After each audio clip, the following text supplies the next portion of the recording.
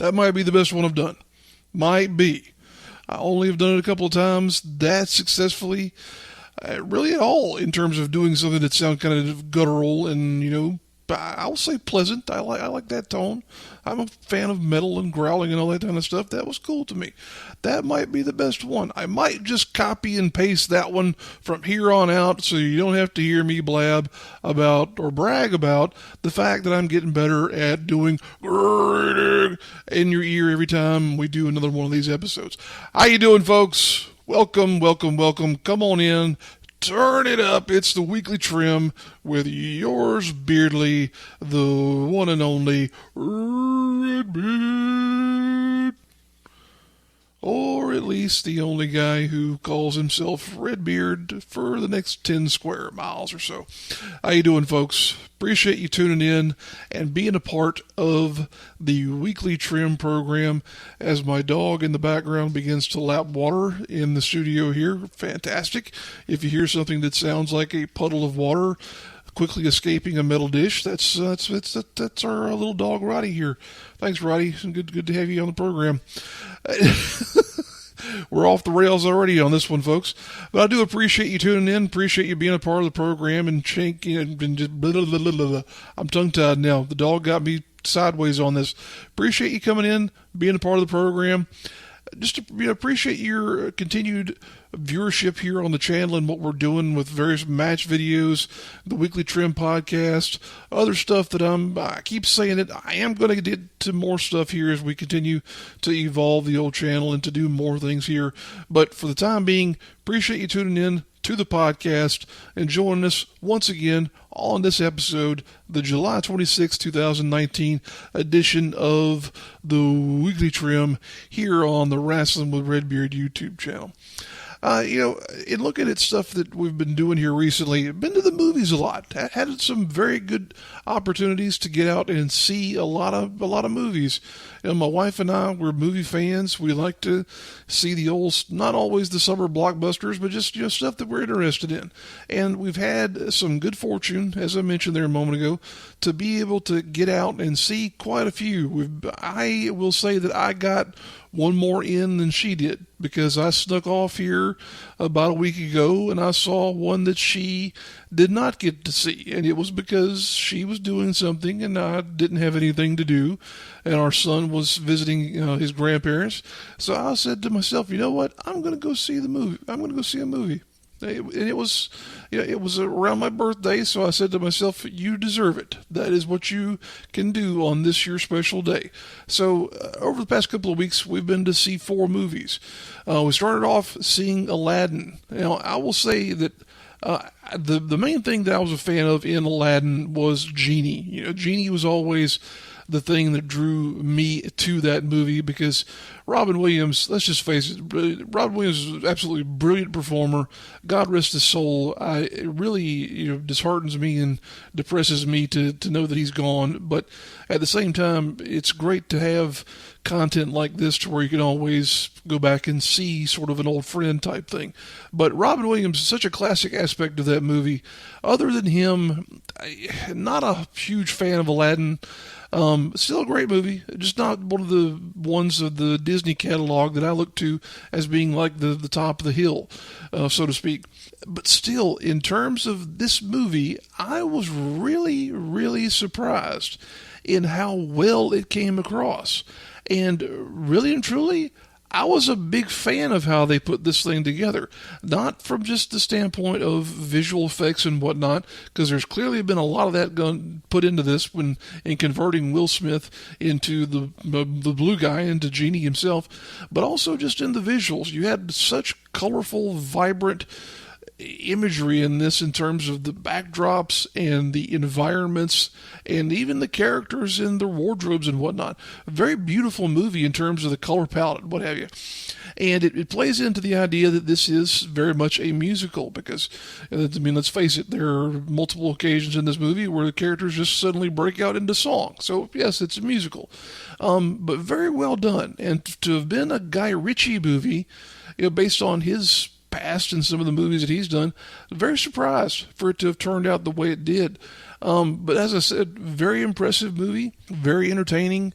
We thought that the whole thing was just super well done. And for as many comments as people had, myself included, for the choice of Will Smith to play Genie in this, after having seen his performance, I really don't know that anyone could have done it better. And that's one of those really bold-faced comments to where it could be seen as a hot take or whatever else. But he delivers so many great moments in this movie. And I mentioned a moment ago, Robin Williams, his version of Genie will always exist as his version. We can't compare that to what Will Smith has done with his take on the character. Two different things entirely. Very clear once you begin seeing this film that he was not in any way, shape, or form trying to mimic what Robin Williams had done or to make this his sort of parody of what Robin Williams had done. This is purely something different. And that was a great decision on the part of him, the filmmakers, writers, whole nine yards, that they didn't try and recapture what Robin had done. Now, he's a very vivid character, very funny, but it's obviously not that over-the-top crazy stuff that Robin did with the character. Still, such a great selection in terms of him being the guy to bring that character back to life. Super cast overall there, though. The one thing that I will say that I was not really put over with in terms of the whole thing was the villain. And when I talk about the villain, my main issue with it is that this guy, you talk about Jafar in the classic version. Jafar was pretty, for a kid, Jafar was pretty terrifying. The guy was very snake-like to begin with, but then when he actually transformed into the snake and the big giant evil genie there at the end, the whole nine yards, that was really terrifying to a lot of youngsters.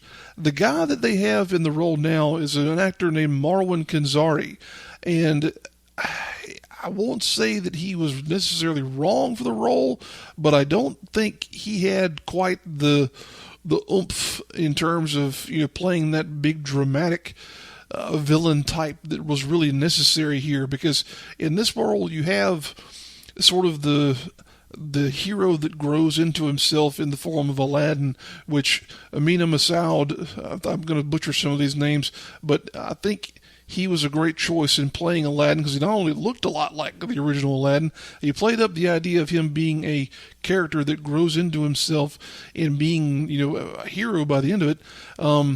That it was a great progression in terms of his evolution as a character.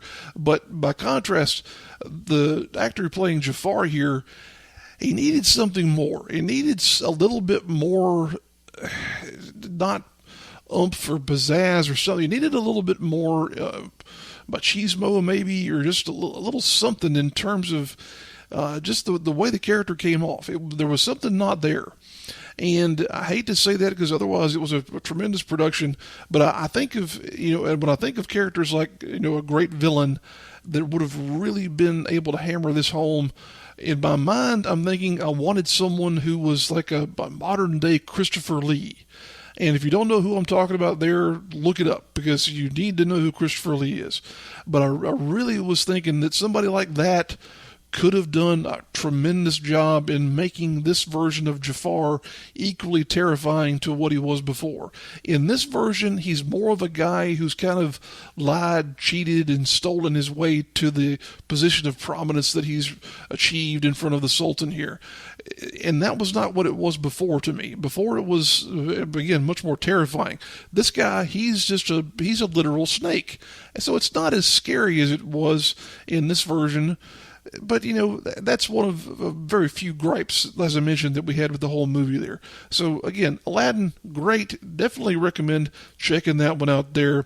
The next story we saw, went ahead and ruined that one, didn't I?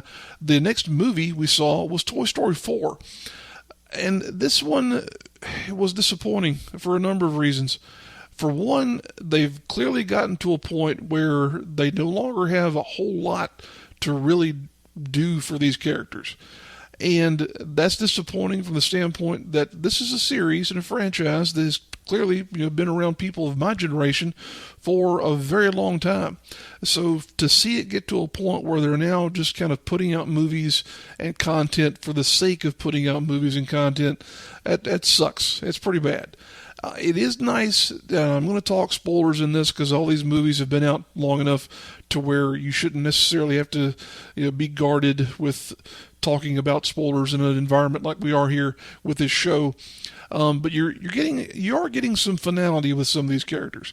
It was cool to see Woody get an opportunity to rekindle a love interest there and to sort of trot off in the sunset with Bo Peep and those characters. Will we ever see Woody and Bo Peep and those again? Maybe, maybe not. I'm fine with it either way because it's to a point where there needs to be some sense of finality with some of these things because it could sort of go on forever in perpetuity. There's going to be one of two things in how this thing eventually ends. It's either just going to stop or there will be something horribly dramatic to say, okay, these characters are actually gone now. And I don't know that there could be any other way that it really pans out because this is in transferring ownership of these toys. There's going to be a point where they just can't do that anymore. Because it's going to become uninteresting for one, but it's also going to be, where you in your mind you're thinking, okay, well, how much longer can these toys really exist? Because God knows, I look at the way my kid abuses some of his toys, and it's like, holy crap, this stuff isn't going to last a day, let alone 3 or 4 generations of kids. So we'll have to see what they do in terms of maybe putting another movie out there. Is there going to be a Toy Story 5? Probably. Does there need to be a Toy Story 5? No.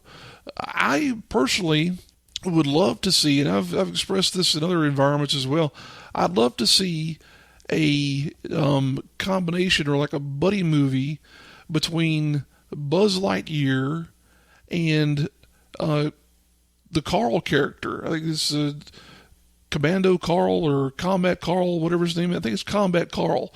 It's supposed to be sort of a take on the character from Predator. I'm drawing a blank here as I'm talking about it, but I can't think of the actor's name. This is wonderful. But it's Combat Carl and Buzz Lightyear. They need a buddy series. As much as we now have an off-take on Fast and the Furious with Hobbs and Shaw, which is a movie that I think is going to make $100 billion in its first week, because that's going to be another movie much like some of the previous Fast and Furious movies where people go see it hand over fist because it's just a balls out crazy, probably going to be a very entertaining movie, but it's going to be one of those things where people just watch over and over and over again. But I think we need a Combat Carl and a Buzz Lightyear buddy movie to recapture some of what they had in some of the Halloween specials that they made for Toy Story. I think that'd be a really cool tandem to see them working together, but that's another far-fetched idea of mine that'll probably never come to fruition because there's not a whole lot of business to that, obviously. But moving on from there, the next movie we saw, The Lion King. Yes, The Lion King. There was a ton of build-up to this movie, and man alive, was it disappointing. We watched this movie, my wife and I did, and we're both, of course, big fans of the animated version, which we say animated version, and this one was pretty much, it had to be 93% 5+% CGI, so it's still technically animated. But the live action, quote unquote, version of this movie here, compared to the original, very, very disappointing. Very, very disappointing. The big thing to me in looking at these characters, and this was a challenge I knew they were going to face whenever they started talking about doing a live-action version of these characters, is the fact that an animal's face does not have the ability to emote. And that is the real challenge here, because there's a number of very pivotal scenes where, especially with here again, we're talking spoilers, with the death of Mufasa. When little Simba is crying his heart out as he watches his father plunge into that valley and get run over by all those wildebeests or whatever the hell they were. This version of Simba can only move the mouth. And there's another animal in the room as my dog shakes his tags around. Thank you, Roddy, for again joining us on the program. You'll get your royalties at some point in time. There's no ability for that character to emote other than just opening the mouth. You don't see anything in the eyes. There's no sense of, my God, what has happened from that moment, other than the voice work. And that's the other side of this. In addition to the fact that you don't have what you did in the animated version, to where the facials and the emotion is clear on the face of these characters, a lot of the vocal work just didn't measure up to what it needed to be, because without the ability to physically emote, you're relying completely on the vocal delivery of what the actors have done. And for the most part, it was very flat. The movie as a whole was very flat and just very disappointing. I mentioned to my wife going in, one of my big concerns was the performance that Beyonce was going to have as Nala there. But, I mean, the whole cast, there just was not a whole lot there.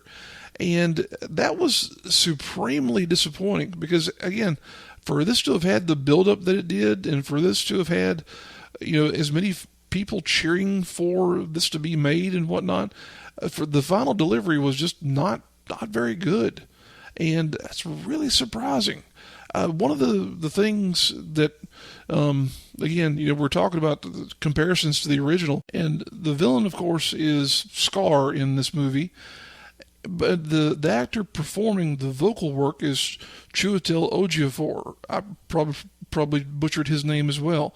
But the character design is really something else. Looks cool.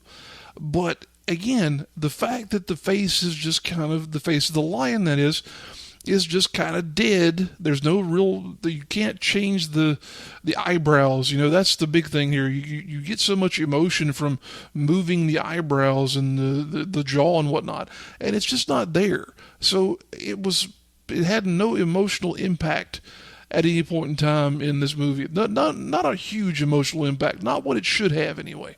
Because you think of so many scenes in the original when you're a kid and when you're growing up, seeing the way it was, and it's like, oh, that just wasn't there. I wanted it to be really badly. I wanted it to really, really hammer home some of this stuff, and it just didn't. And it just very disappointing.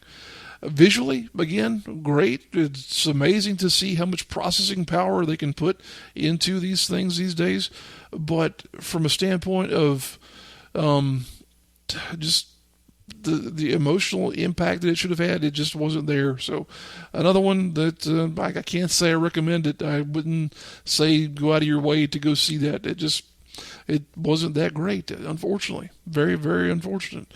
And the last one that we saw, or that I saw, my wife did not see this one. Again, this was something I snuck off and did on my own. Went and saw Spider-Man Far From Home. This, of course, is I want to say this is the first, I may be wrong, but I think this is the first of the Marvel Cinematic Universe films that has been entered into the overall saga here after the events of Avengers Endgame.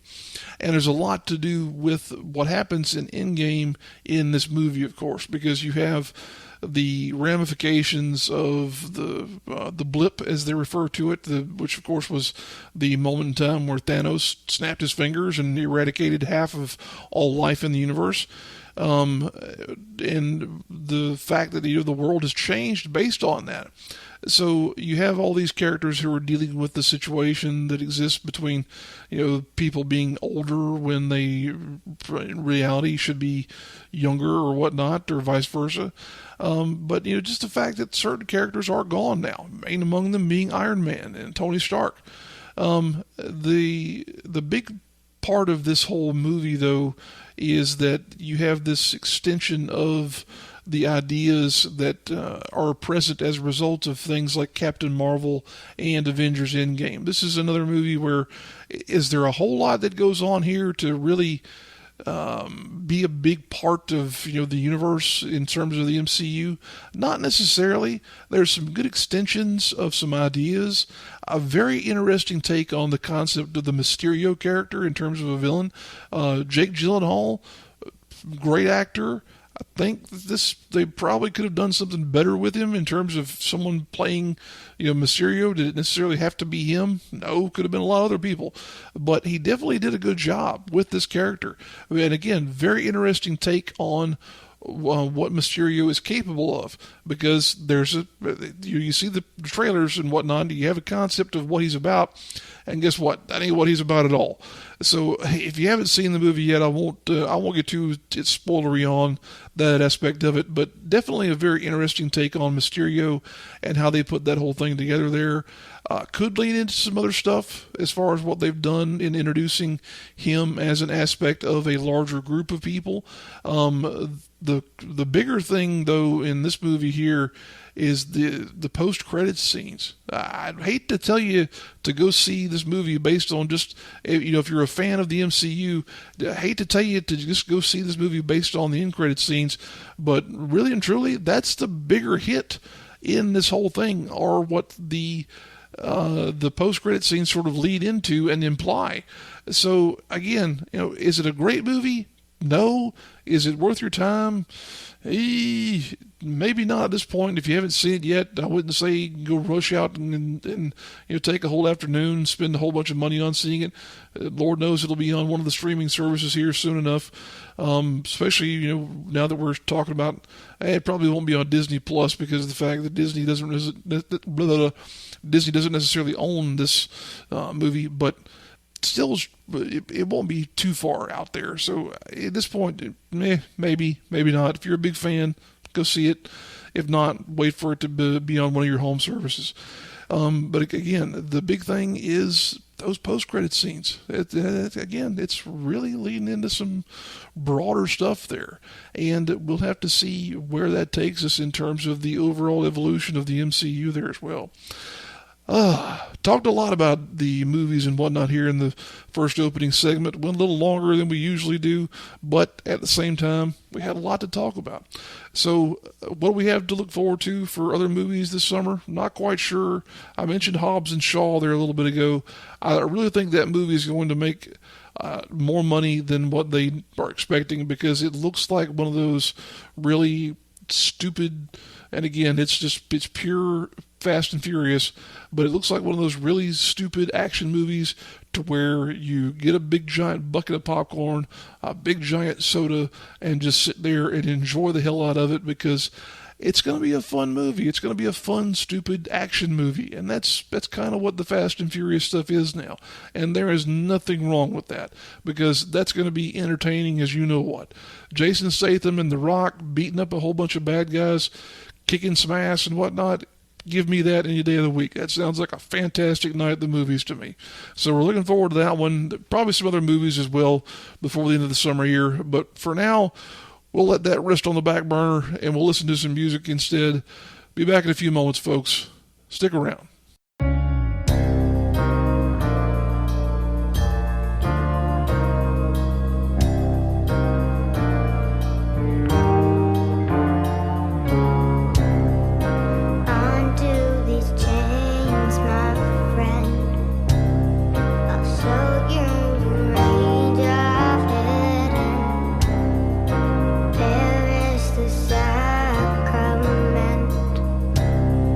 Swallow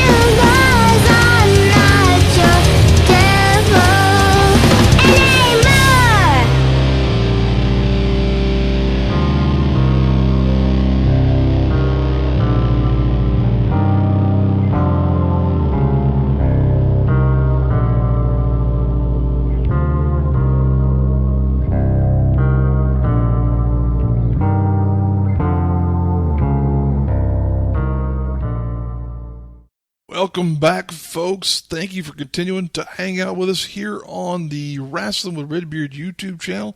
I am your host, Redbeard, for the Weekly Trim podcast here on this, the July 26, 2019 edition of the old program.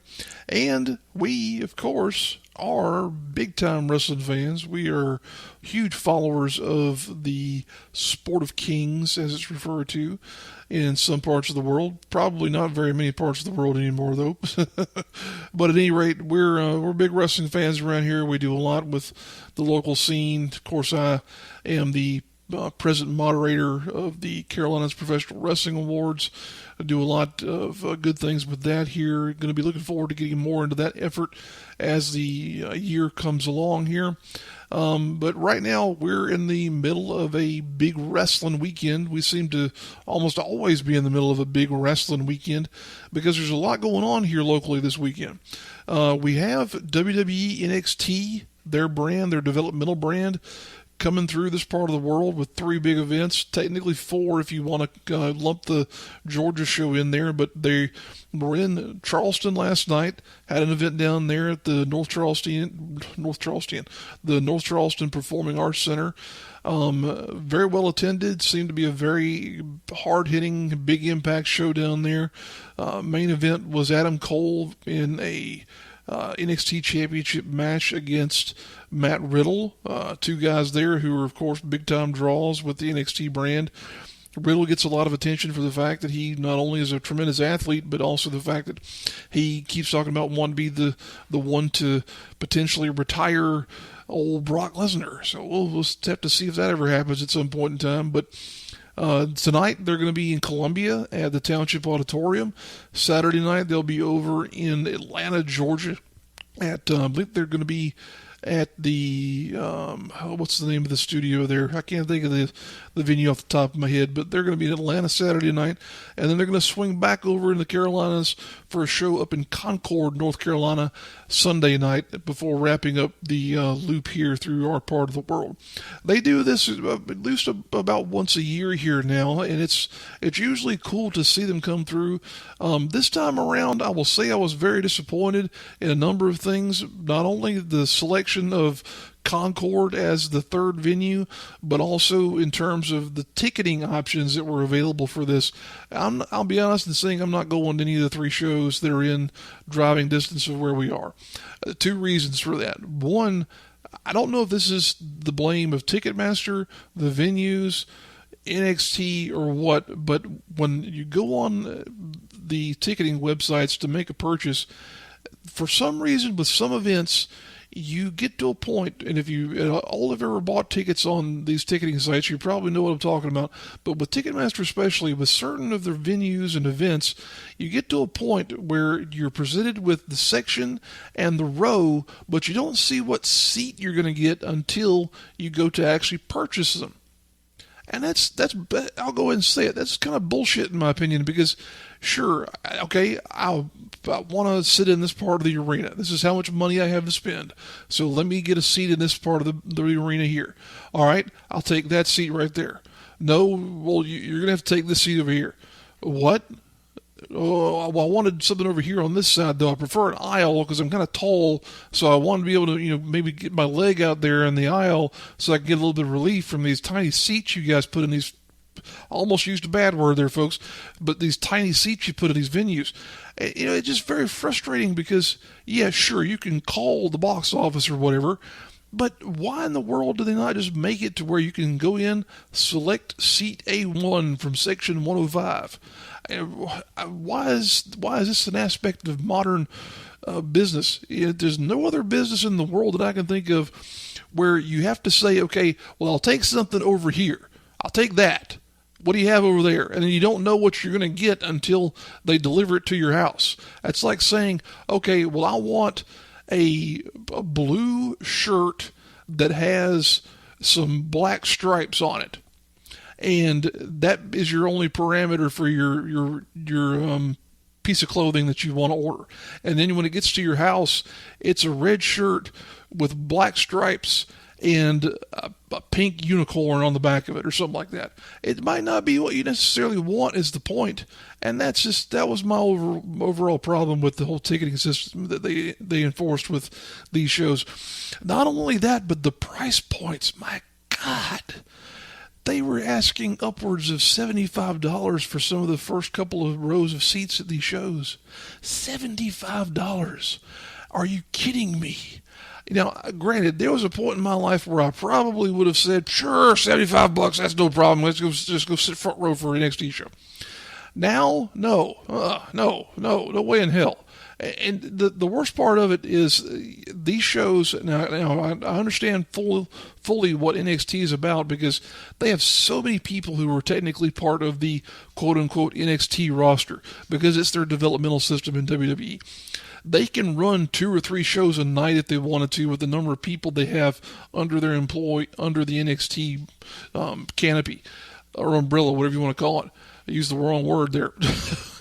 But they have so many people that they can run multiple shows, and they're doing that this weekend. Up here, you have kind of the A crew, where it's guys like Adam Cole, Roderick Strong, Matt Riddle, Velveteen Dream, all those guys. By contrast, you have I don't want to call them the B team, but you have the other crew, which is mainly operating down in Florida. Of course, NXT is based in Florida. But down there, like up here, let me skip back up. Up here, with the shows that are part of the A crew, I mentioned that the seats are $75 for the best seats in the house. I think the next tier was like $40, and they got down to the $20 or $15 range. That's without the taxes and the fees, of course. Now, by contrast, the show that's going to be down somewhere in Florida, like last night, for example, they had a show that was somewhere, I think it was in an armory somewhere around the Orlando area or whatnot. Max ticket price there, $20. Best seat in the house, $20. Now, granted, you're not seeing Adam Cole and Matt Riddle and whatnot, but guess what? It's still an NXT event. There's still a lot of great talent on that show. It might not be the top tier necessarily, but it's the same thing in terms of the product. It's still an NXT program. You're still probably going to see some great matches realistically, but it was $20 versus $75 or $80 up here. Blows my mind the difference that exists there in terms of their business model. But, it is what it is. They have their own universe, as they say, and they can do what they want to with it. So you won't see me at any of the NXT events here this weekend, unfortunately. But you will see me at the Palmetto Championship Wrestling event titled Here for the Party. That's taking place tomorrow up at North Springs Park. That's in the sort of northeast side of Columbia, sort of near the Sand Hills area, if you're familiar with our part of South Carolina. Great little area near the Sand Hills Shopping Center. Some great restaurants and whatnot in that area. Very accessible in terms of being near the interstate, in terms of 77 and I-20 and whatnot. So very easy to get to. Very, very convenient location there. They've been able to adopt in the North Springs Park area there. This, as we said, this is Here for the Party, Palmetto Championship Wrestling's next show. And looking at the card here, we have to back up for a moment. This is the first show they have done since the 2019 edition of the Palmetto Classic, which was their previous event that came off really well. The Palmetto Classic has become, in a very short period of time, something that a lot of people look forward to. And I have to say it was a very interesting event from top to bottom. Was very surprised to see the Fluff Man, Cody Fluffman, wind up being the overall winner of that. But they are, to use the old phrase, they're putting a rocket ship on this kid, and they're going to shoot him as far as they can and see if he hits the moon or what there. But he is a product of the Palmetto Wrestling Academy, which is an extension of PCW's business model. We're going to talk a little bit more about that whole thing here in a moment, but want to get into the card and talk about what they have in store for this show and sort of reflect on this compared to what they have done here in months previous and whatnot. First match that they announced is a tag team match involving, as we mentioned there, Fluffman, and he's going to be tagging with the Tie-Dye Sunrise himself, James Johnson, to go up against the Disruption tag team, or Disruption faction, I should be saying, that's in this case represented by the Project, Kevin Ray, and Classless Mason Miles. This is going to be an interesting match here because you have three guys who are, again, products of the Palmetto Championship, or excuse me, the Palmetto Wrestling Academy, and one guy who is, Mason Miles, he's very much growing and developing in this scene. He, again, is I hate to say the word undersized, but he is a smaller talent, definitely a cruiserweight, but he's very highly talented guy, very strong, very deceptive for his size is his strength there. Have to see what happens here between these guys because they definitely have history. The potential for, I'll say, a finish to include some other people is high in this one because of the fact that Disruption, these two guys represent a smaller piece of a larger faction that has some other people potentially involved in there. Could have Mr. Sleaze coming around. Is Malachi Matthews going to be around? We don't know. He's the PCW champion, but we don't know where he's going to be because he apparently has moved back to the Midwest and taken the PCW title with him. So we don't know what's going to happen here. This is a very much a thing that could be anywhere in terms of the spectrum of potential finishes and potential causalities for what could be going on in the future between this group here. So that's an interesting thing to look at and to be anticipating, I should say.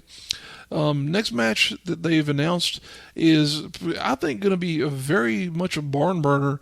That being a match between, I don't know if you want to call him Mr. PWX in this environment or if it's fully gimmicked or what, but Ethan Case taking on the working team captain Owen Knight. Owen, if you're not familiar, is a guy who's come over to our part of the world from the Georgia wrestling scene. He has done a lot in developing himself physically from when I first saw him here 2 or 3 years ago. Made a lot of strides and very much has come into his own. So I'm glad to see him as part of the PCW roster. He was in the Palmetto Classic tournament there, and now that he's on this show, kind of is given the inclination that he might be a permanent addition to the roster here. So if that's the case, definitely glad to have him because he's a tremendous athlete, and I think that he and Ethan will definitely put on a great show. If you have not seen Ethan here recently, he's probably, for my money, he's putting on as good of a match as he's ever done at this point in time. He is one of those guys who has definitely sweetened with age. He is a tremendous, I'm trying to think of the proper word here. He may not, you may look at him and you may not say, okay, he's a tremendous athlete or a tremendous wrestler or whatever, but when you watch him perform in the ring, he's sort of that. The only thing I can think of is to say he's the Dusty Rhodes type, in that you believe what he's doing and that it's got the emotional impact behind it as well there. Because that's the big thing that I think Ethan gets when he's in the ring, is that he has the ability to emote, to get over with his actions what's going on in the story that's being told in the ring, and that's a big thing. That's a big part of being a successful professional wrestler as well, is the wrestling means very little. The more you learn about being a wrestler, the more you learn that being a good wrestler, quote unquote, is the least part of it. You're more about being a performer and about connecting emotionally with people. That's the more successful wrestlers in the long run there. The ones who can get that kind of thing going have much better careers than those who just do a lot of physical stuff and whatnot. It's great to see one thing go great one way or the other in terms of the ones who can do the extremes there in terms of being a great athlete or being a great performer, but you definitely see more longevity and more, I'd say, overall success with the guys who can get out there and tell great stories, and Ethan is one of those for sure. So our next match on the card here, as we continue to look at here for the party for Palmetto Championship Wrestling, This one is very interesting because it's two guys who, to my knowledge, I don't know that they've ever shared the ring before, but it's going to be great to see them in combination there, and that is top-tier athlete Drew Adler taking on member of the International Superstars, Zach Cooper. Zach is a good-sized young man, got a lot of ability to him, a lot of strength and whatnot.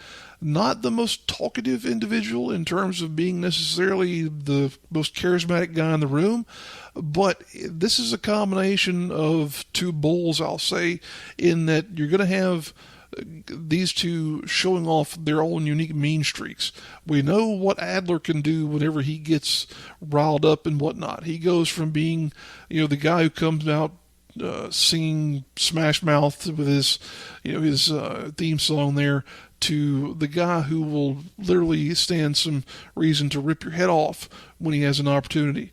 And Cooper, I think, is the same way. Cooper, I think, has the same ability to get in there and really surprise people with what he's capable of doing in terms of unleashing some just real brutality against some of his opponents. So this is going to be a fun matchup. I'm looking forward to this one very much so, because I think it'll be a good test for Adler and a bigger test for Cooper. Looking forward to seeing Cooper in this, but also because I think this might be his first match in the Carolinas, or at least in South Carolina anyway. I know he's had some matches in North Carolina. I'm not sure if he's had one in South Carolina yet. So that'll be cool to see there as well. If you're not familiar with the International Superstars group that I mentioned there, Cooper is a part of the International Superstars. That's a foursome of talent who are tremendously gifted individuals. You have him along with Joey Osborne, who's a British competitor from over there in jolly old England. And then you have Blanco Loco, the Sultan of the Sky, who is just a tremendous high flyer. The Lucha Libre presentation there where he wears his mask and whatnot. And then you have them rounded out by the Dream Girl Ellie, who is a tremendous female competitor.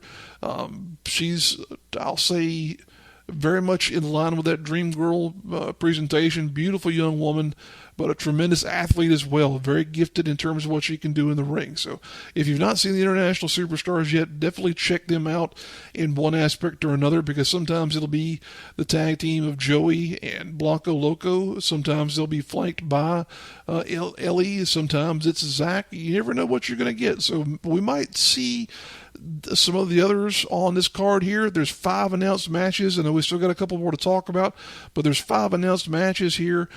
I'm wondering if maybe there won't be a 6th that potentially includes some other members of the International Superstars.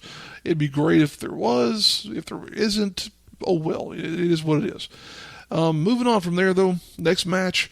I don't know if this is going to be for the Soda City Championship or not, but this is a match involving the Soda City Champion, which is kind of, if you're not familiar, Soda City is it's a nickname for Columbia. Cola Town, Columbia, Soda City, yeah, you get it. But Soda City Championship is kind of the mid-level championship here in PCW, and it's presently held by the Worm, Joey Ford. Bit of another weird name there, but Joey is a competitor who, if there was a comeback of the year story, I think Joey might have to be the present leader in the clubhouse, for just the fact that he has gone from being good and well retired to being a guy who has just knocked a lot of people on the rear ends for how he has come back into competition and not skipped a beat whatsoever. So he's done some great things since coming back. He was a very big part of the Action Pack Wrestling roster in Chester there for a long time, but he's come here now to PCW and just set him on fire down there, and has won the Soda City Championship here a number of months ago, and now he's drawn the challenge of Josh Powers.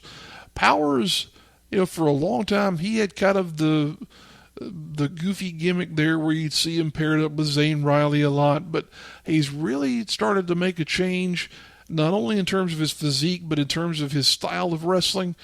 He's a bruiser. He's a guy who just looks like if if you saw a wrestling match in like the 1930s or 40s and you expected to see some big bald burly guy come stomping out of the back, that's Josh Powers. He is that to a T. He looks very much like what you would expect to see in a throwback style of wrestler. And his style of competition really reflects that, because he's a no-nonsense bruiser when it comes to getting in there and mixing it up with you. So this will be an interesting combination in that you have Joey Ford being more the high flyer, Josh Powers being the big bruiser type. But those are the most interesting concepts of matches, where you don't have two guys who have the exact same style. You have the forced imposition that is one guy having to work with the other in contrast to what they're used to doing necessarily. So that's going to be a fun match there. Once again, not sure if it's for the championship or not, but maybe it will be, maybe it won't be. We'll have to wait and see there. The one that I'm looking forward to maybe the most of all on this card is a tag team match between the Monster Squad, which is Built to Self-Destruct Billy Brash and Real Josh Cutshall, versus the team of Grit. Now, Grit is a couple of monsters in that you have TJ Boss and Montana Black, two men who are just absolute beasts working together and who have captured tag team gold for a number of promotions around the Southeast. These two guys, they have never appeared in PCW as a tag team before. I want to say they both have had individual singles matches or competed in other ways, shape, or form in PCW, but never have appeared as a tag team. Not that I can remember anyway. So to see those two big men up against another pair of big men, Billy and Josh are not small dudes by any stretch of the imagination. This is going to be a very, very good tag team match. I wish, for the longest time, people have wished that PCW had a tag team division. And you just have to continue to hold on to hope that as they have more matches of this nature, maybe it'll come to pass that they say, hey, you know what, we could probably have a tag team division, and this would be a great representation of that. So it'll be, a great thing to see here, these two teams beating the fool out of each other and just really laying into the whole thing there with all they've got. So I'm looking forward to that one very much there. And I think that might round out the entire set of announced matches anyway. There might be another one on there. As we mentioned, that was only 5 matches. Usually they have 6 on a card, although this one might be kind of a thin one. It could be just, virtue of scheduling. Maybe we'll get another one in there. Not quite sure. We'll have to wait and see. But those are the 5 that we know for sure are happening, and should be a good show. Should be a very fun show. And again, comparatively, you're talking about spending $40 whatever dollars to go to an NXT show potentially, or spending $10 to come see some good local competition at a venue where you're not more than 20 feet away from the ring at one of the worst quote-unquote seats in the entire venue, which I shouldn't say it's a bad seat, because they're all very close. They're all within reaching distance of the ring there, so to speak. Looking at this whole show here, also wanted to address something that was somewhat brought up by Palmetto Championship Wrestling's owner, Shane Dorr, promoter, owner, whatever you want to call him. The notion of when is PCW going to bring in another big name talent, because at one point in time they were somewhat known for bringing in guys like Abyss, for example. They've had Abyss on their show for a number of months because he was actually their champion for a while there. But they fielded the question, when are you going to bring in another big name talent? And Shane, to his credit, was somewhat quick and very to the point in saying, we don't feel like we have to do that right now. And in addressing that, I'll bring this up because I actually talked to him about this, because he's someone that I've gotten to know. I've always, chat whenever we are at an event there and whatnot. So it's something that he's aware of in terms of my opinion of the direction that they've taken with their company. But it's a very interesting experiment that they've got here with PCW, because you have this conglomeration between the promotion itself, which is Palmetto Championship Wrestling, and the Palmetto Wrestling Academy, to where it has an opportunity to be self-sustaining. And what I mean by that is you've got an opportunity here to have a promotion which can almost adopt the NXT model in a way, in that you've got this feeder system that exists with the Academy, to where if they've got guys who are ready, or if they're seemingly on the cusp, guess what? They can bring them in, put them on a show. And they've got the advantage of having an established roster of talent like an Ethan Case, of talent like a Billy Brash, a Josh Cudshaw, Drew Adler, whoever. They can stick these young guys in matches with more experienced talent who are already a part of their roster, and they can continue to allow the young talent to grow without really taking a whole lot of big risks in bringing in someone like an Abyss, or like, whoever, Billy Gunn, or whatever you might be looking at there in terms of using a drawn talent. They don't have to do that necessarily right now, because they've got enough of a fan base that presently anyway is interested in what they're doing, to where they don't have to spend the extra money on that. And it's a very interesting experiment, in my opinion, because they've said, we're not going to go that route. They've said we're going to focus on being us, of being Palmetto Championship Wrestling. And their identity in doing that is the combination of talent that I described. Their core veteran group there, plus a handful of new guys that are coming up from the Academy every once in a while. And you've had products like James Johnson there, like Kevin Ray, like others that have come out of the Academy. And who's to say that it will continue to be successful? It's one of these things where you have to wait and see. Is it going to be something that can continue to be fruitful 10, 12 months away from now, 2 years from now, 3, 5 years from now? You just don't know. But at the point in time that we're having this discussion, it's working. And the other part of this is the economics of it, because one of the things that people always want to point at when it comes to success of a program, and Lord knows we've done it in talking about PWX and other programs around the Carolinas here, is how much money are these promotions losing or making based off of the talent that they're bringing in. And in the case of PCW, you've got this system here where, sure, the veterans are going to, or they should anyway, be getting paid more than the guys who were just coming in off the Academy. Some of those guys who were just coming in may not be getting paid really much at all, if anything. And, that's fine, because guess what? They're still, by the most part, trainees. A lot of people don't get paid in wrestling until you've been in 5-10 years. It's just one of those things where, unless you're somebody who's been able to establish themselves as an amazing competitor and personality within the business, sometimes the money just isn't there. And that's the reality of the thing. But these guys, they're not able to charge a whole lot for their appearances on these shows. And that's not to say Shane is a hot dog and a handshake type promoter. It just is what it is. You can't realistically, as a talent, say, okay, well, I'm freshly graduated from the Academy, my fee is $200. No way in hell. No way in the world would anybody even think of giving someone that amount of money. You're talking about, someone who really, really would be going out on a limb of having themselves thought of as an idiot permanently if they were to ask something like that. A more manageable sum of money, sure, maybe. But it's just one of those things where a lot of guys who come up in the industry, they don't make money at first. Eventually, sure, you can start making, Caleb Conley money or John Schuyler money or whatever else there. First, year or two out of the gates there with a graduation out of an academy, no, definitely not.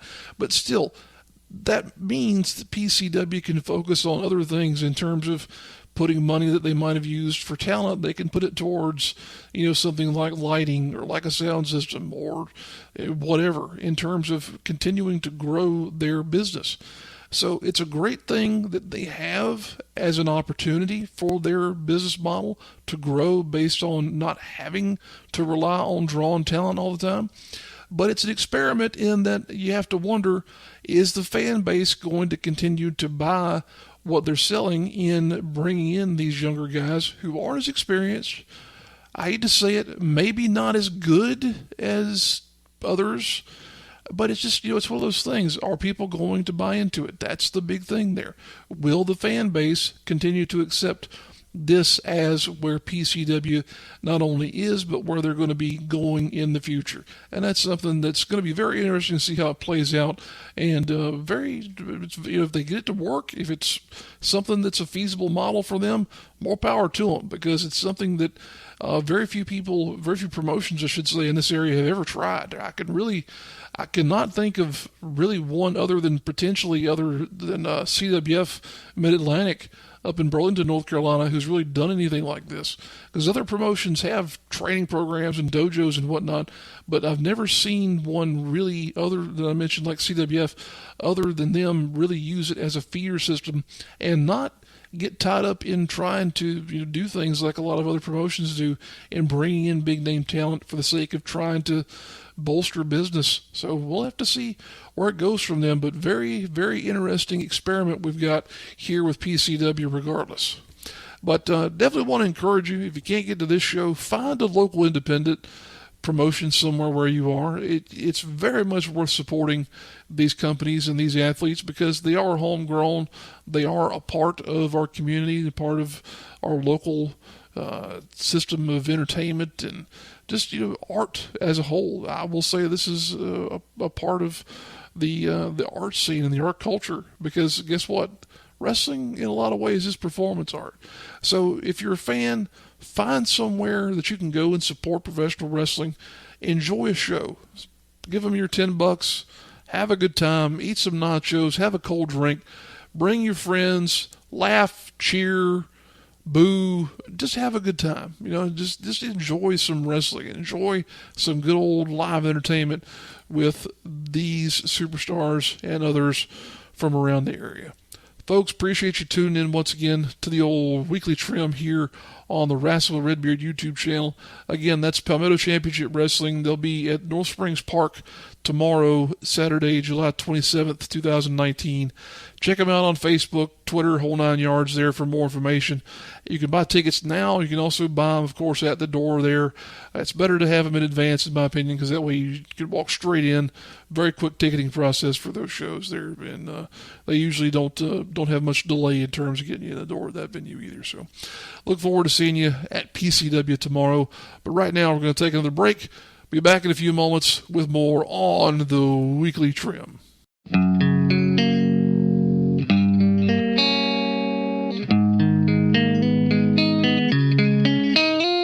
Blame it all on my roots. I showed up in boots and ruined your black tie affair. The last one to know, the last one to show. I was the last one you thought you'd see there. And I saw the surprise, the fear in his eyes when I took his glass of champagne. And I toast to you, said, honey, we may be through, but you'll never hear me complain.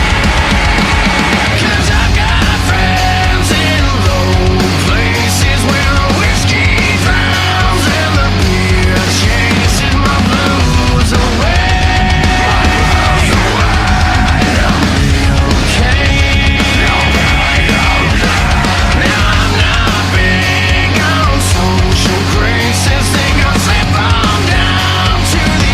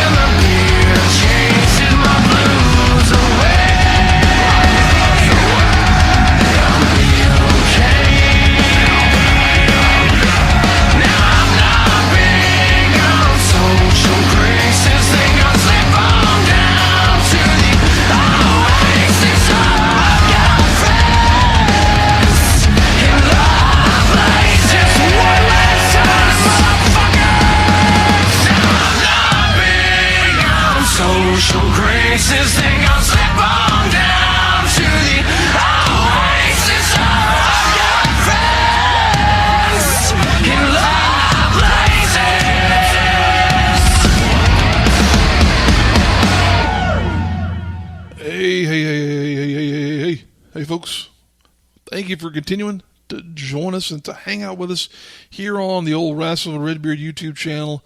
And this is the Weekly Trim Podcast, once again for the week of July 26th, 2019. I'm going to start to wrap up the program here. Not going to put a whole lot of time into this, but you know, if you've listened to this program for any stretch of time, if you know me at all and my wife and whatnot, we're big Disney fans. We like Disney. We like going to Disney. If it's a vacation destination for us, we just enjoy the experience, period. And, you know, we try and put over to other people, not just because of the fact that we have a travel business and whatnot, but we try and put over to people the better values of Disney in terms of it being somewhere that you can take your family, have a good time, and just enjoy yourself, and not just necessarily by going to the parks either. There's a lot of opportunities to go down there and just, you know, relax and rejuvenate yourself if you want to as well. Florida's a great state. It's a great place to go and visit and spend time.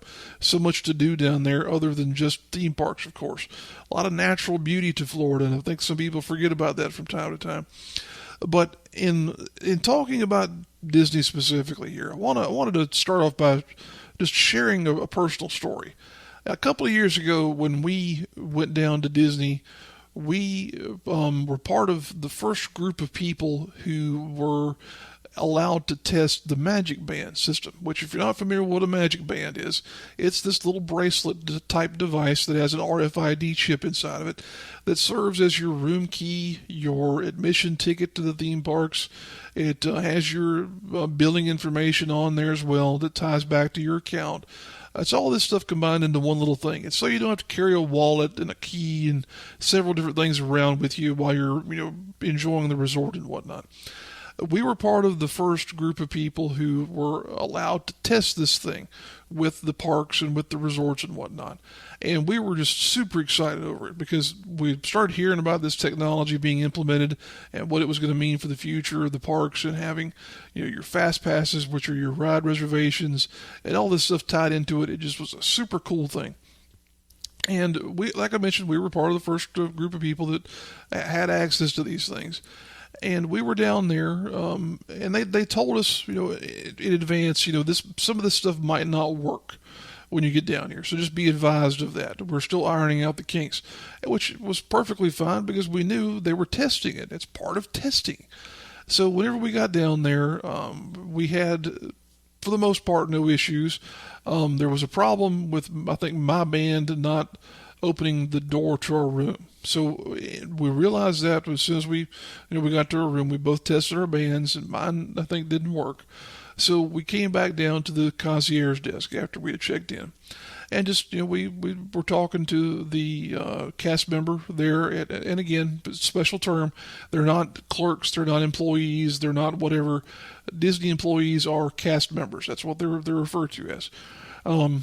But we spoke to the cast member there, explained the situation, and I think they got a supervisor or someone involved because the system was so new at that point in time that a lot of the normal folks who are there at the desks might not have had access to some aspects of that system that they do now. But at any rate, we explained the situation to them, had a great conversation, just, you know, very lighthearted, very much an enjoyable process there because, again, we knew that they were testing something, and we knew that it was something that is bound to have an issue at some point in time. But they got it solved for us, and then, you know, by virtue of, I'll say, just being there in that specific moment, the cast member there said, well, you know, because you had an issue here, we're going to give you a little something special. And they told us that you're going to have, in your Fast Pass options there, you're going to have what's called the Key to the Kingdom, apparently. And that was just one Fast Pass that we both could use for any ride in the park, to where we didn't have to abide by any of the regulations that were at that point in time being imposed to the Fast Pass system. We could just walk up to a given ride and use that Fast Pass for it. Didn't matter if it was Space Mountain, the Great Movie Ride, Tower of Terror, whatever. If we wanted to use it, we could use it at that point in time. And that was, you know, something that they didn't have to do, but they did it anyway. And it was one of those moments where it's like, wow, you know, we did business with you. We just had, you know, a conversation here. You didn't have to do anything special for us, but they did it anyway. And by contrast, while we were there talking to the cast member, I noticed a woman who was down a couple of spots in the concierge desk there who was just belittling the person that she was dealing with for some of the stuff that she had been evidently billed for, that she felt was incorrect or one way or another, or that she hadn't purchased at all. And in my mind, I'm thinking, okay, well, it's possible. I'm sure there's, ways that someone could have stuff tacked on to their bill or whatnot that they didn't necessarily face or that they didn't necessarily want to buy. I don't want to say it was all that likely. Possible, sure. But this woman was just belittling this cast member as though she had personally, the cast member that is, charged up all these things onto her account. And in my mind, I'm thinking, just, don't be an a-hole here. Just, talk to the person. If there's an issue, I'm sure it can be rectified. But they kept going on, and they were there before we got there, and they were still there after we were there in terms of just going off on this cast member. And in my mind, I'm thinking, gosh, how much stuff like this do these people face in terms of having to deal with the public? I've had jobs where I have to deal with the public. I still somewhat have to deal with them in my present position, but nowhere near what I have encountered in years past in terms of what I used to do in earlier parts of my career.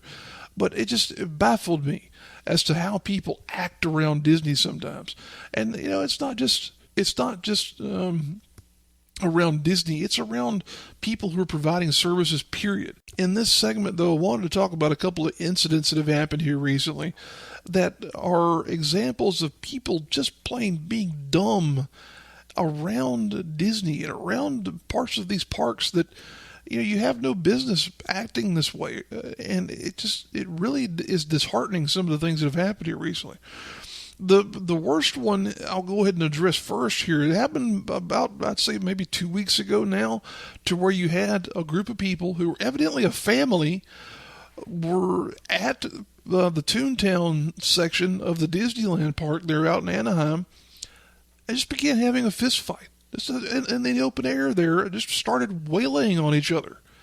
And it was such an incredulous visual because you have a group of people, again, having a fist fight out in the open while walking through this part of the park where there are cartoon characters all around in the background and whatnot.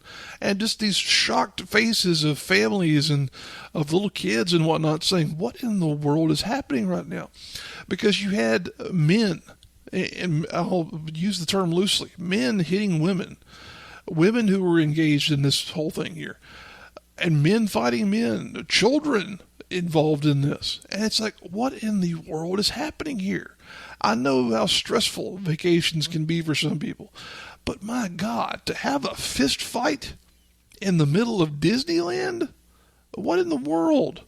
So, of course, it was a terrible scene. It's one of those things where it's like you always hear of Disney and other entities having these plainclothes security officers. You had a real good sense of who they were that day because they were the people who were kind of getting in the middle of it and trying to keep them separated from the rest of the park guests. But then you have the actual security and the actual supervisors and managers that show up from Disney's operational systems there. And it's like, my gosh, how many people did this take to get under control, for one, to get them out of the park and just to kind of return peace to the area? It was a terrible scenario because I'd hate to have been a parent of a kid or or really anyone in that environment at that point in time, because it just ruined your whole experience in terms of what you were doing at that moment in time. Those folks, they're from what I understand, facing multiple charges. Some of them are facing, in fact, felony charges. I think they've all been permanently banned from Disney properties, which is not surprising at all. But yeah, just a terrible, terrible thing to have happen, especially at a Disney property there. A terrible thing to happen anywhere, for that matter, but especially when you have people who are on vacation trying to enjoy themselves and whatnot, and they wind up having to encounter this group of fools who were having, again, a fist fight in the middle of Toontown, of all places. Not like they were in one of the, I shouldn't say adult, but one of the more swanky whatever areas of Disney where it might have been less impactful to children and whatnot to see something like that, but just plain dumb. Really just plain dumb. And then here in the past week, actually happened, I want to say, maybe what was it, this past Tuesday or Wednesday, it got reported that there was an incident at the Tower of Terror at Hollywood Studios in Orlando, to where a park guest, came into the queue for Tower of Terror. And I mentioned a moment ago the Fast Pass system, which, if you're not familiar with the vernacular, the Fast Passes are a ride reservation system to where you get a scheduled block of time to where you can come back to a ride, and you're going to get usually you'll get through the line quicker than you would the standby line, as they call it, to where you're walking up to the attraction at that point, versus having a reservation. But this person, I believe it was a woman from what I remember reading there as well. She got through the line in the Fast Pass line there, got up to the point in time where you take your magic band, and you scan it with the Fast Pass system. And at that point, she was evidently told, "I'm sorry, ma'am, but you don't have a Fast Pass." Or it could have been that she may have had a Fast Pass and it expired. I'm not sure. I haven't read enough to be able to know what the exact scenario there was. But the Fast Passes, they do expire. They do have like a block of time where you can go from, say, 11:30 to, I don't know, maybe 1 o'clock or maybe 12:45, something like that. It's a pretty good chunk of time there. It's not like, you have 5 minutes. They give you around 45 minutes to an hour to show up and obtain your Fast Pass, or actually use your Fast Pass. But she, in one way or another, did not have a Fast Pass. So the cast member who was managing the line tries to inform her, "Ma'am, I'm sorry, but your Fast Pass is not here." She evidently was cordial in trying to deal with the guest. The guest became belligerent and punched the cast member in the face. Just punched her right in the nose, apparently. And then beyond that, got so upset that and this is one of those things where you have to describe the ride somewhat at the Tower of Terror anyway, in that as you approach the sort of the opening scene of that ride, you're ushered into a room that resembles a library. But the cast members, as they're controlling parts of the queue, they have a little a panel with some controls on it that triggers certain things within the ride queue and whatnot. It allows them to communicate to certain aspects of the ride system there as well. And they have people in control rooms around these things also that get the feedback from those panels and whatnot. But the guest, after she punched the cast member, went around to the panel and began pressing buttons. Yeah. The old cartoon where it says, "Do not press this red button"? That was kind of what I'm thinking of what was happening whenever this person came around and started pushing these buttons. Because in my mind, I'm thinking, oh, dear God, please don't send anybody plummeting, 10 stories down or whatever, which is kind of what the ride is intended to simulate. Because it sounds like what it could have potentially done, but from what I have read, that panel doesn't actually do anything along those lines. It's more of a communications aid than anything. But still, the fact that you came around and started pushing all the damn buttons after punching someone, it's like, what in the world? Why? Why are we at a point where we are so juvenile and so childish with how we handle things that this is, I won't say this was okay, but this in someone's mind was a way of responding to the situation? What did she think? Did she think, oh, this is going to be okay? After I punch this person and begin pressing all these buttons, it's going to be fine. I'm going to get to go on this ride. I'm going to get to continue my stay here at Walt Disney World. No, guess what? She was detained. She was kicked out of the park, and then she was told, "You're permanently banned."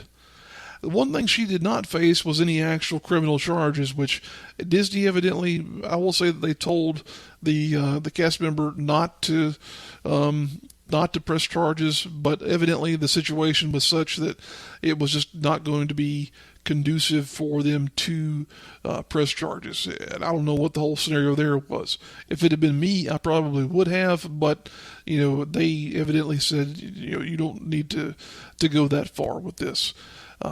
Still, just such a it amazes me the level of dumbassery that people engage in anymore. And this particularly, these two stories in particular, it's really because it affected something that I enjoy and that I love and that I think so much of. But really and truly, people, if you're out there in the world these days, take a moment. Before you fly off of the deep end, take a moment, breathe, do whatever you need to do, and take a look at the situation you're in.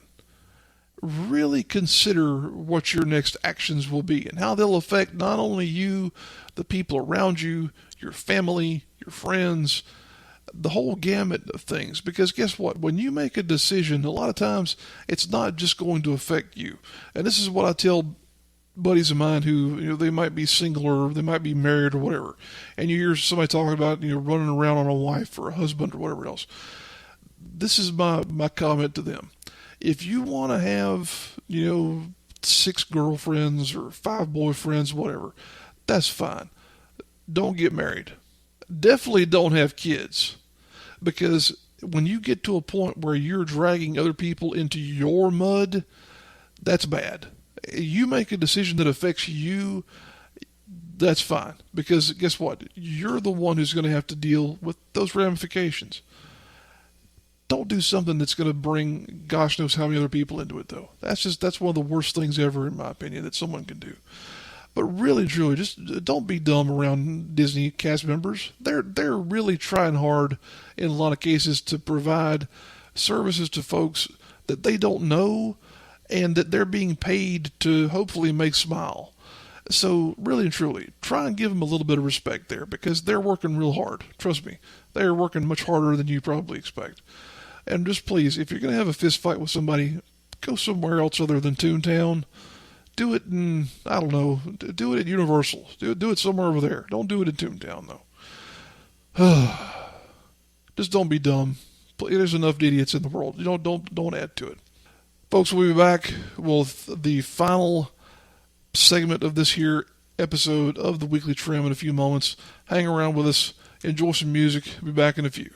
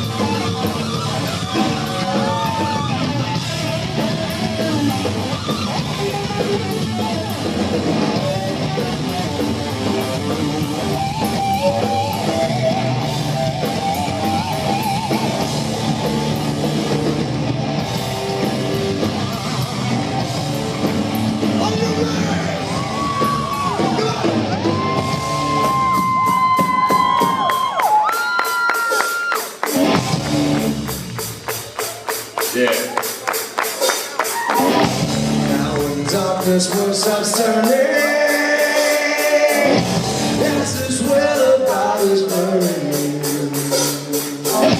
No more things have the power. I'm the goddess of the hour. Day of judgment, God is calling.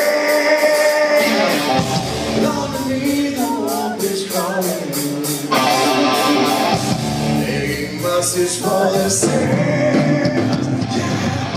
Satan laughs, he spreads his wings. Oh, Lord, yeah.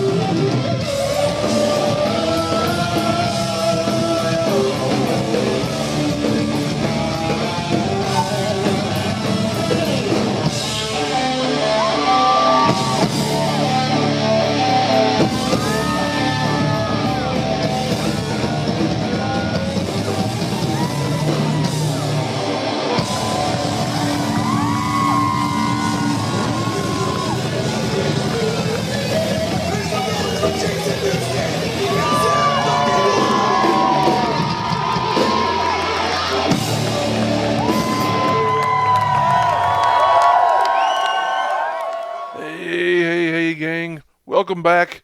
I appreciate you continuing to hang out with us here on this episode of the Weekly Trim Podcast with yours, Beardly Redbeard.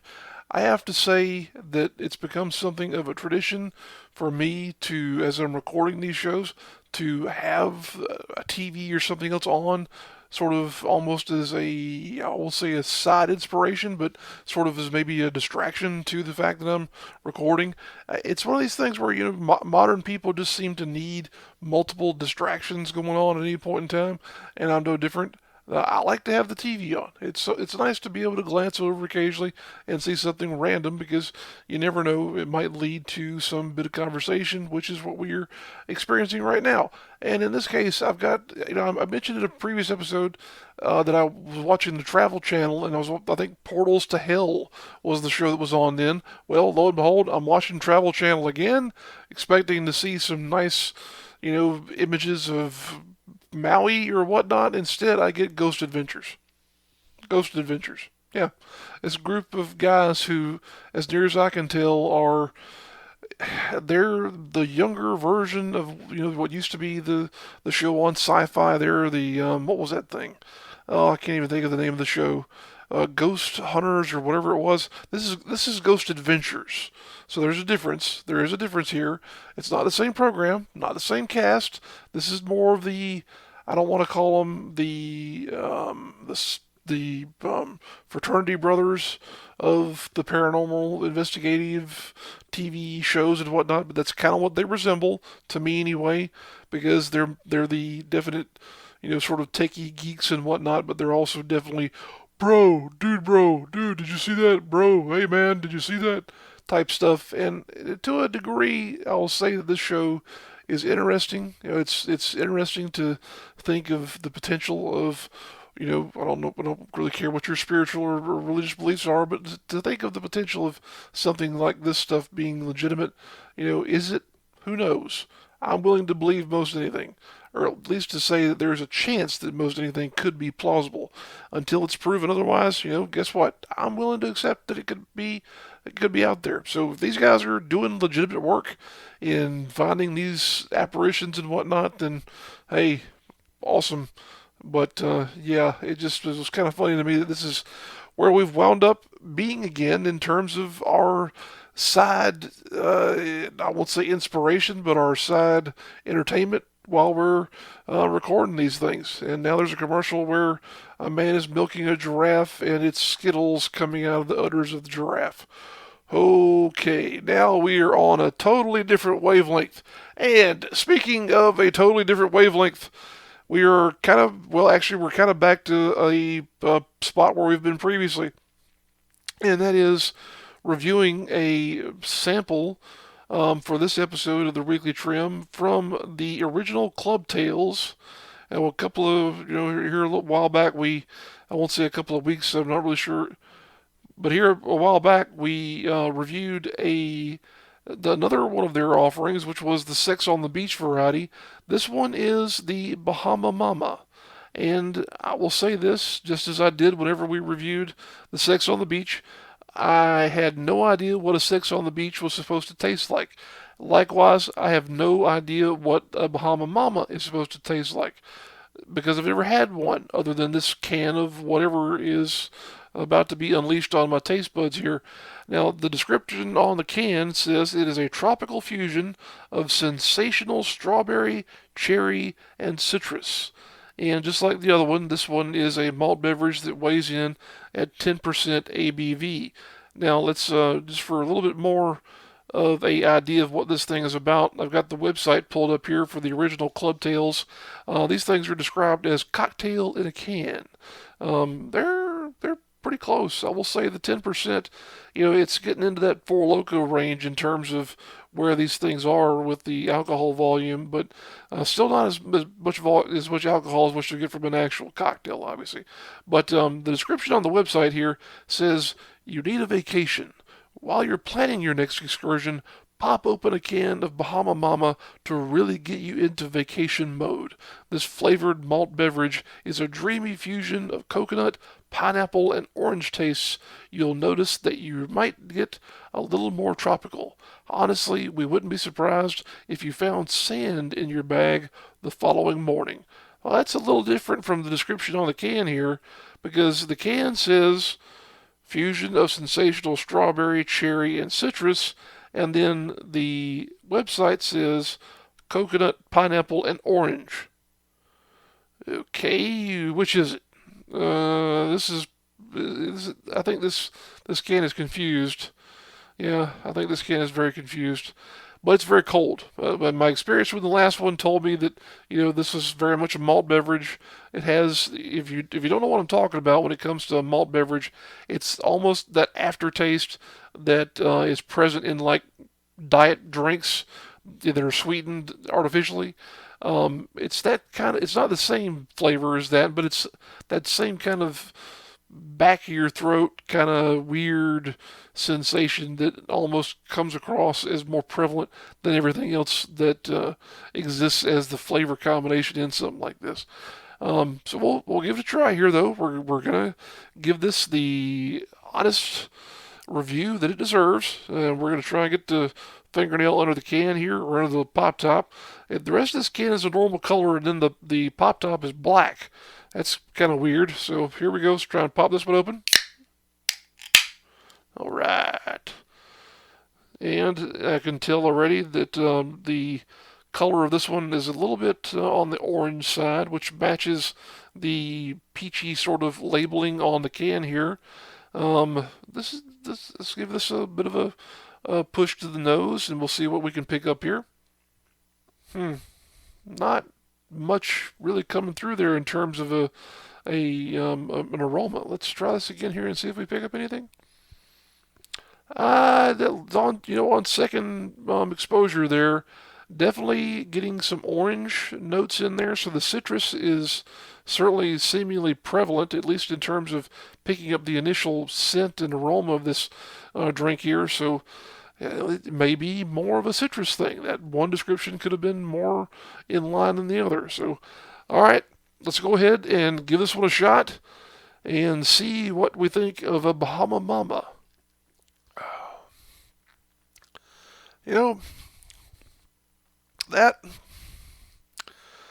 This tastes like bubblegum. This really and truly, this tastes like some kind of bubblegum I've had in the past. Wow, it's not bad. Again, it's not bad, but it reminds me very much of some variety of bubblegum that I've had in the past. That is just plain weird. And it's not off-putting in any way, shape, or form. There's no flavor in this that goes hardcore one way or another in terms of the citrus or what have you. It's very, there's so many different flavors in this that it's very difficult to discern what is coming across as the prevailing flavor. I'm going to have to try this again and see what this really is all about here. Hang on one moment for me, folks. Yeah, it definitely has the citric acid playing into this, because it definitely is hitting you towards the back of the tongue there with the kind of tinge that you get from orange juice or whatnot. I'm not picking up on any of the berry stuff or the coconut. It's difficult to describe. It's like bubblegum and orange juice. Yeah, that's plain weird. And I will say it's weird, but it's not. It's actually not too bad. And it could be that I've got this very cold right now, so the malt flavor is not really shining through at this point in time. But yeah, that is just plain weird. Bubblegum and a little subtle hint of orange juice, or some type of very subtle citrus flavor. Man alive. Okay, well, it is what it is. Maybe my taste buds are totally out of whack, but that's not too bad. Definitely not the worst thing we've ever sampled on this show. I don't want to say it's still, even with it being better than the Sex on the Beach, it's still not incredibly better. It's not something that I would really reach for again in terms of, if I'm going to, pick up some drinks or whatnot. This would not be the first thing that I reach towards. That said, I would still say this is a solid 6, maybe 6.25. As I'm reaching forward here again, because this is just plain weird. This is very odd. I'm going to take another sip here. Yeah, that, again, not bad, not great, but definitely something that you could drink. I wouldn't put it in the refreshing category. That's very sweet, definitely very sweet. But still, it comes across as bubblegum with a little bit of a citrus note to it. Yeah, that is very, very weird. But it is what it is. Like I say, I'd give it a solid 6, maybe 6.25 in terms of the review there. So if that's in line with what your taste buds like, then by all means, give the Bahama Mama from the original Clubtails a shot and see if it sends you into vacation mode. But right now, we are sending ourselves into break mode because we are at the end of this episode of the Weekly Trim with yours, Barely Redbeard. Appreciate you folks tuning in. Do appreciate your likes, your comments, and your subscriptions. I'll meet you further on up the road.